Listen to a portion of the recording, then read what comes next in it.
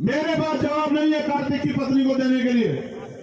उसके ये बेटे को कितने साल का ये 4 साल का आपका खून मिलाओ आपसे आपको दो जवाब कि क्या दिया इस सरकार ने आपको। आप देखो वो वहां आपके सामने उसके तन के कपड़े फटे हुए, उसके जूते फटे हुए, पता नहीं उसने कब खाना खाया होगा, पता नहीं उसे कब साफ पानी मिला होगा। मगर आप अच्छे कपड़े पहन के घूम रहे हैं। ये समाज हमसे सवाल पूछेगा। सिर्फ नारा लगाने से काम नहीं चलेगा, सिर्फ सभा करने से काम नहीं चलेगा, नीला पट्टा पहनने से काम नहीं चलेगा। आज कार्तिक का परिवार अकेला क्यों डर रहा है? क्या हमारा खून पानी हो गए? उस 10 साल की हमारी 25 साल जिंदगी हुई है, कोई जवाब आपके पास? उसके 10 टुकड़े कर दिए गए, वो आपका खून थी, वो आपसे जवाब मांगती होगी। उसकी बहन और उसकी माँ, जो हमारी बहन और हमारी माँ, वो रोज चिल्ला रही थी और वो यहाँ कल टंकी में चढ़ा हुआ था। क्यों चढ़ा वो टंकी पे? महिपाल की लाश को लेकर उसका परिवार बैठा रहा।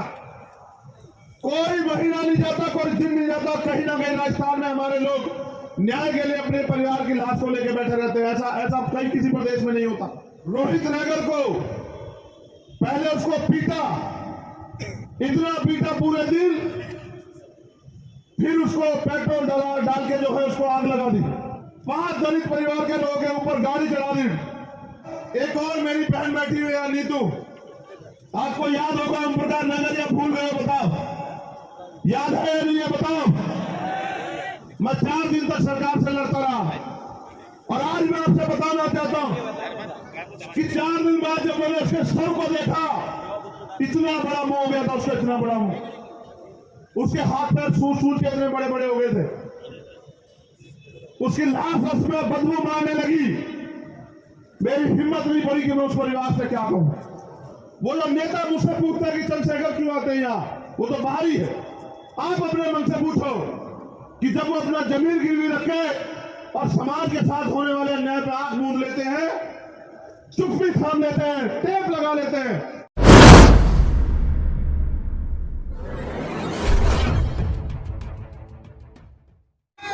आपको इंद्र मेघवाल का दर्द याद है या नहीं है? जब इंद्र मेघवाल के साथ अन्याय हुआ, मैं 3 बार यहां आया, 3 बार लौटा दिया। चौथी बार मैं 42 घंटे की यात्रा करके सड़क मार्ग से आया। पूरी पुलिस और सरकार लगे ढूंढने में चंद्रशेखर कहां से आएगा। जब मैं 7 बजे सुबह, उनके पिताजी बैठे यहाँ, उनके चाचा बैठे हैं, जब मैं उनके घर पहुंच गया तब पुलिस को पता लगा कि चंद्रशेखर आ गए। तब पूरी पुलिस दौड़ पड़ी उधर और मुझसे पूछ रहे कि कहां से आए, रास्ता बताओ कहां से आए। मैंने इनसे कहा कि मुझसे क्या रास्ता पूछते हो, उन अपराधियों से रास्ता पूछो जो रास्ता रोक रोक के हमारे लोगों की हत्या कर रहे हैं। फिर उनके चाचा पर दोबारा हमला हुआ, उनके खिलाफ पंचायत हुई, उनके घर जलाने की। आजाद भारत को देखो, ये आजाद भारत का, आजाद राजस्थान के घर जलाने की, उनकी जमीन छीन लेने की, उनकी हत्या करने की धमकी दी गई और मुख्यमंत्री तमाशा देखते रहे। कार्तिक भील का परिवार यहां बैठा। मैं जब इनके लिए यहां आने का मैंने प्रयास किया तो इन्होंने मुझे गिरफ्तार करा दिया। ये मेरी बहन बैठी है यहाँ, कार्तिक की पत्नी, उनका बच्चा, कार्तिक का भाई। क्या जवाब दूं मैं इनको? बताओ, आप बताओ। इस सरकार के एक विधायक ने अपनी जातिगत मानसिकता के कारण कार्तिक भाई के साथ जो अन्याय किया उसके परिवार के, आप बताओ मैं उस बहन को क्या जवाब दूं? मेरे लोगों कैसे पूछूं उसके आंसू? अभी वो रो रही थी मेरी बहन। आप बताओ मैं उसको कैसे उसके आंसू पूछूं, क्या उसको आश्वासन दूं?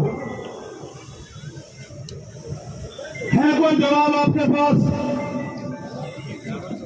क्या कार्तिक आपका भाई नहीं था? क्या कार्तिक को जीने का अधिकार नहीं था? क्या कार्तिक को न्याय का अधिकार नहीं है राजस्थान में? तो न्याय का अधिकार अगर है तो कार्तिक की ये पत्नी हमारी बहन यहाँ बैठी है, इसको जवाब दो तुम सब लोग कि क्यों नहीं मिल रहा न्याय। और आज भी आंदोलन से आया पूरा परिवार। कितने दिन हो गए आपको पता है? कितने दिन हो गए? 3-4 महीने से ज्यादा का दिन, यानी कि 100 दिन से ज्यादा हो गए लोग धरने में बैठे हुए।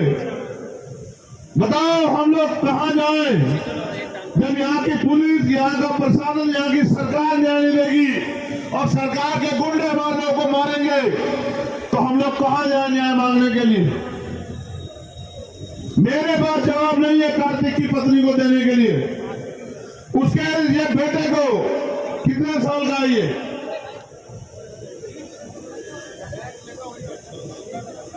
ये 4 साल का आपका खून मिलाओ आपसे, आपको दो जवाब कि क्या दिया है सरकार ने आपको। आप देखो वो वहां आपके सामने, उसके तन के कपड़े फटे हुए, उसके जूते फटे हुए, पता नहीं उसने कब खाना खाया होगा, पता नहीं उसे कब साफ पानी मिला होगा। मैं और आप अच्छे कपड़े पहन के घूम रहे हैं, ये समाज हमसे सवाल पूछेगा। इतने अन्याय के बाद हम चुप क्यों? सिर्फ नारा लगाने से काम नहीं चलेगा, सिर्फ सभा करने से काम नहीं चलेगा, नीला पट्टा पहनने से काम नहीं चलेगा। आपको अपने लोगों की लड़ाई को लड़ना होगा। जिस तरह से सबको न्याय मिलता है, हमें भी न्याय चाहिए, इसके लिए आपको खड़े होना पड़ेगा। कार्तिक को उम्मीदें नहीं थी आपसे कि आप उसकी लड़ाई लड़ोगे। आज कार्तिक का परिवार अकेला क्यों लड़ रहा है? क्या हमारा खून पानी हो गया है? क्या हमारा जमीन बढ़ गया है? कोजाराम मेघवाल के साथ क्या हुआ? क्या भूल गए आप लोग किस तरह से कोजाराम मेघवाल की हत्या की गई? पूजा भील के साथ क्या हुआ? उस 10 साल की आपकी बच्ची के साथ मेरी बहनें मां यहां बैठी है। उस 10 साल की हमारी बच्ची के साथ दरिंदगी हुई है, कोई जवाब आपके पास? उसके सपने नहीं होंगे क्या? वो जीना नहीं चाहती होगी क्या? उसके 10 टुकड़े कर दिए गए, वो आपका खून थी। वो आपसे जवाब मांगती होगी कि बताओ मेरे लोगों, राजस्थान में हमारी क्या हैसियत है? अशोक मेघवाल कल यहाँ टंकी बच रहा था, कहाँ है वो टंकी? वो इस टंकी बच रहा था अपने परिवार के साथ। उसकी बहन और उसकी माँ, जो हमारी बहन और हमारी माँ है, वो रोज चिल्ला रही थी। और वो भी 2 साल से अपना घर छोड़ के यहाँ पड़ा हुआ है जोधपुर में। घर एक दिन में नहीं बनता, घर एक गीत में सपने खपते हैं, उसको छोड़ना पड़ा। और वो यहां कल टंकी में चढ़ा हुआ था। क्यों चढ़ा वो टंकी पे? क्योंकि उसके और उसके समाज का चंद्रशेखर राजा उसके परिवार का गुलाम बन गया इस प्रदेश में, इसलिए चढ़ा वो टंकी पे। अगर होती हमारे हाथ में ताकत तो नहीं चढ़ता वो टंकी पे। मैं आपको इसलिए याद दिला रहा हूं क्योंकि हमारे लोग भूल जाते हैं, हमारे लोगों को भूलने की आदत है। ये कल की घटना को आज भूल जाएंगे, आज की घटना को कल भूल जाएंगे, ऐसा ही चला रहा है। आप राजाराम मेघवाल को भूले और आप अशोक मेघवाल को भी भूल जाओगे अगर आपके याद नहीं दिलाऊंगा। और पिछले 1 महीने का याद दिलाता हूं आपको। खेतड़ी में 5 दिन महिपाल की लाश को लेकर उसका परिवार बैठा रहा। कोई महीना नहीं जाता, कोई दिन नहीं जाता, कहीं ना कहीं राजस्थान में हमारे लोग न्याय के लिए अपने परिवार की लाश को लेकर बैठे रहते हैं। ऐसा कहीं किसी प्रदेश में नहीं होता। अजमेर में रोहित नगर को पहले उसको पीटा, इतना पीटा पूरे दिन, फिर उसको पेट्रोल डाल के जो है उसको आग लगा दी। वो भी आपका अपना भाई था। चाकसू में 5 दलित परिवार के लोगों के ऊपर गाड़ी चढ़ा दी। अभी तक प्रशासन पुलिस ये भी नहीं जान पाया कि एक्सीडेंट है या हत्या है। गंगानगर में पाले खां की हत्या हुई और एक और मेरी बहन बैठी हुई है नीतू, आपको याद होगा हम प्रकार नगर या भूल गए बताओ, याद है या नहीं है बताओ। वो लड़का रहा न्याय के लिए, जाता पुलिस के पास, पुलिस के लोगों ने उल्टा छूटा उसके ऊपर, उसके पिताजी के ऊपर मुकदमा कर दिया। कहा जाता हूं आपका भाई, जब कुछ नहीं कर पाया, निराश हो गया तो सुसाइड नोट लिख के सुसाइड कर लिया और सुसाइड नोट में मेरा नाम लिख के कहा कि भाई आगे मुझे न्याय दिलाना। मैं 4 दिन तक सरकार से लड़ता रहा और आज मैं आपसे बताना चाहता हूं कि 4 दिन बाद जब मैंने उसके सर को देखा, इतना बड़ा मुंह हो गया था उसका, इतना बड़ा मुंह, उसके हाथ पैर सूज के इतने बड़े बड़े हो गए थे, उसकी लाश में बदबू मारने लगी। मेरी हिम्मत नहीं पड़ी कि मैं उस परिवार से क्या कहूं। फिर मजबूरी में उसका अंतिम संस्कार हुआ। फिर वो खोखले वालों के साथ न्याय मिलेगा, गिरफ्तारी होगी, आरोपी जेल जाएंगे। मैं आज तक का, जहां तक मुझे जानकारी है, नीतू यहां बैठी है, वो सरपंच जेल तो नहीं गया, आज तक वो सरपंच जेल नहीं गया। ये हैसियत है राजस्थान में हमारे। ये मैंने आपको इसलिए याद दिलाया कि चाहे कितने अच्छे कपड़े पहन लो, कितने अच्छे घर बना लो, जब तक आपके हाथ में राजनीतिक ताकत नहीं आएगी, आपकी बहन बेटी भाई बच्चों बुजुर्गों के साथ ऐसा ही होता रहेगा राजस्थान में। यहां ऐसा नहीं कि आप पे नेता नहीं है, नेता बहुत है आपके पास। यहां जाति और समाज के आधार पे आप अपने मन से सवाल पूछो।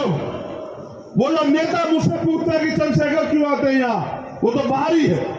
आप अपने मन से पूछो कि जब वो अपना जमीन गिरवी रखे और समाज के साथ होने वाले अन्याय पे आंख मूंद लेते हैं, चुप्पी थाम लेते हैं, टेप लगा लेते हैं, आप ऐसे नेताओं के भरोसे अपनी लड़ाई लड़ लोगे, अपने स्वाभिमान सम्मान की रक्षा कर लोगे क्या? बताओ।